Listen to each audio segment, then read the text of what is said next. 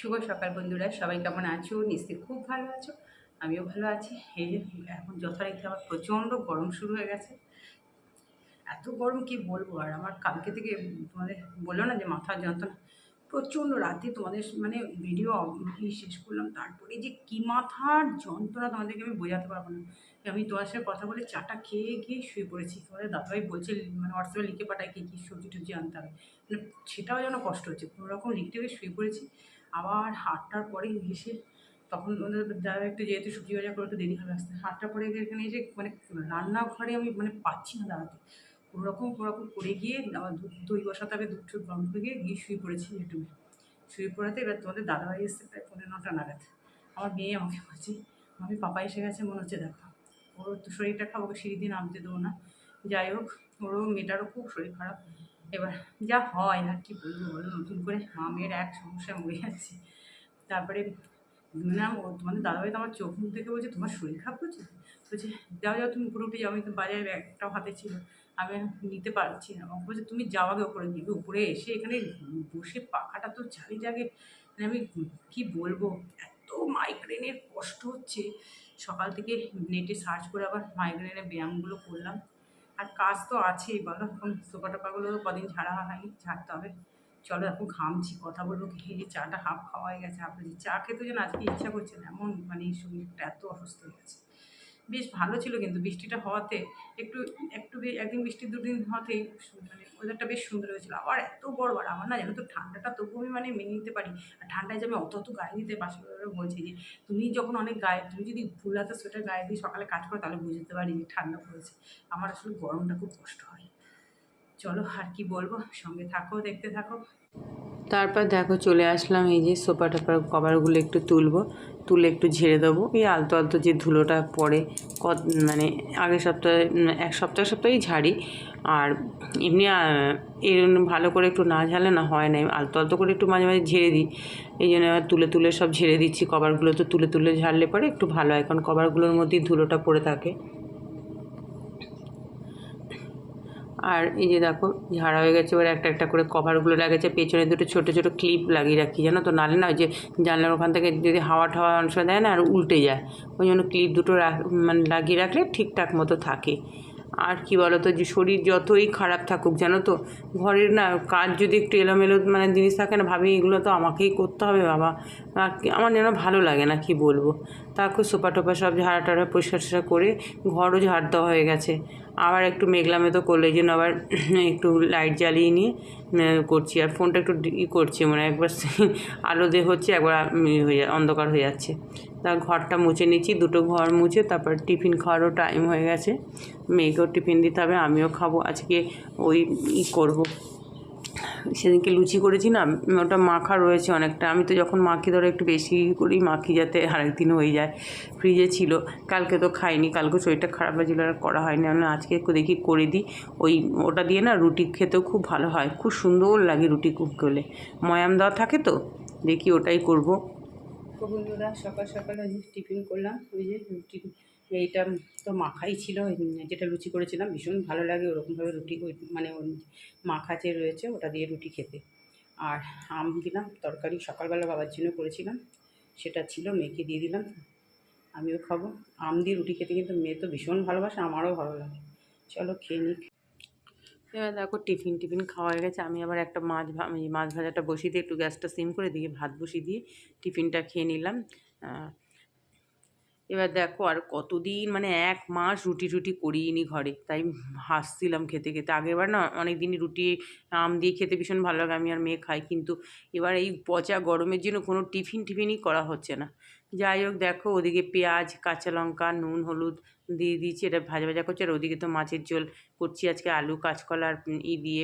মেয়ে তো কাঁচকলা খায় না, ওর জন্য পটল দিয়ে দিয়েছি একটু। মাছের ঝোলগুলো ভাজা হচ্ছে। আর এদিকে দেখো এই যে কচুরলতিটা এরকম ভাজা ভাজা খেতে ভীষণ ভালো লাগে।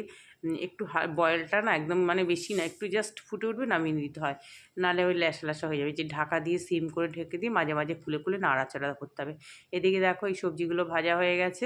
এবার একদম কাঁচা লঙ্কারই রান্না। আর এখন তো বেশি দেখতেই পাচ্ছ রেড চিলিও খুব কম দিচ্ছি, কয়েকটা রান্না ছাড়া। ওই কাঁচা লঙ্কা দিয়েই তো, আর ঝাল তো কাঁচা লঙ্কারই খাওয়া হয়।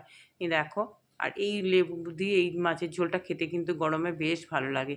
একটু টমেটো দিয়ে দিয়েছি, টমেটো না দিলে যেন ভালো লাগে না মাছের ঝোলে। দেখো এই এতটুকু ঝোল রাখবো, কারণ ডাল ঠাল তো করিনি। আর এখন না আর বেশি রান্না করতেও ইচ্ছা করছে না। সকালবেলা একটা তরকারি হয়ে গেছে, ওটাও রয়েছে, ওই আলু পটলেরই তরকারি হয়েছে। এখন তো এই আলু পটল, আলু ঢ্যাঁড়স, আলু ঝিঙে এইসবই কমন। দেখো মাছগুলো দিয়ে দিলাম, ঝোলটা ফুটতে থাকুক। আমাকে আবার এই কচুলতিটা একটু নাড়াচাড়া করতে হবে, ওটা মাঝে মাঝে খুলে নাড়াচাড়া করছি। এই দেখো, আর আজকে না খুব তাড়াতাড়ি কাজ মানে করছি, রান্নাবান্না করার চেষ্টা করছি। এই জন্য এদিক ভাবলাম ওই কড়াটাতেই করবো, না এখানে বসিয়ে দিই। সকালও আজকে বড় কড়াটাতেই রান্না করেছি, না এটা বসিয়ে দিই, নাহলে দেরি হয়ে যাবে। ওই যে ওয়াটার পিউরিফায়ারে ওটা সেদিনকে করে গেল, আবার আসতে হবে, ওটা ঠিক মতোই হয়নি। যাই হোক, এই জন্য এত কাজের তাড়া, খুব স্পিডে আজকে কাজ করছিলাম। আর তারপরে দেখো কোনটা ছেড়ে কোন কাজটা করবো, বলে এবার রান্নাঘরটা না পরিষ্কার করলেও তো রান্নাঘরে এখানে কাজ করবে, ওই জন্য অসুবিধা হয়ে। দেখো মাছের ঝোল হয়ে গেল, আমার ধনেপাতা দিয়ে দিচ্ছি। আর আজকে বাসন দেখে আমি তোমাদের দেখাচ্ছি, আমি মানে পাগল হয়ে যাবো বাবারই, এত বাসন। ওই যে সেকেন্ড টাইম যে মাজা হয়নি, ওদিকে ঘর মোছাটা বাকি ছিল কিছুটা, ওটা করতে গেছি। এইভাবেই তো করছি একটা একটা করে। কী করবো বলো, একার হাতে এত কাজ করতে হয়।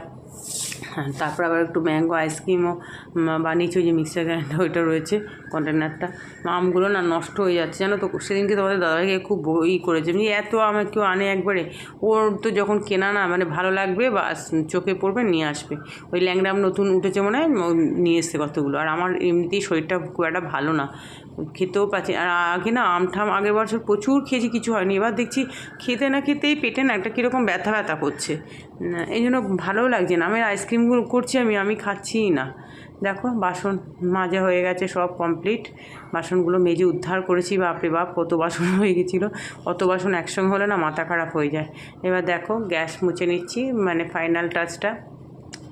চলো, এতক্ষণ যে সকল বন্ধুরা ধৈর্য ধরে আমার ভিডিও দেখছো, তোমাদের সবাইকে জানাচ্ছি অনেক অনেক ভালোবাসা।